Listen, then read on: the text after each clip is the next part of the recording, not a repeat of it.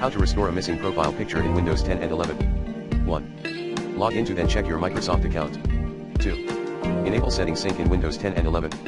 3. Remove then re-add your profile picture at c:\users /username /appdata /roaming /Microsoft /Windows /account pictures. 4.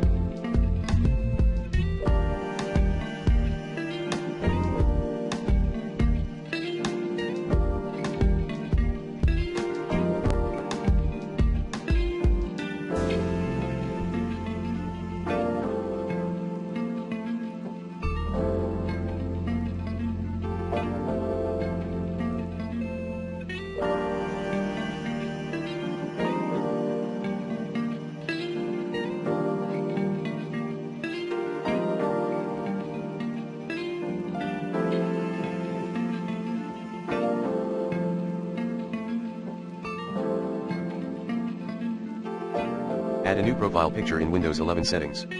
5. Install Windows updates. 6. Check update history and uninstall recent Windows updates. 7.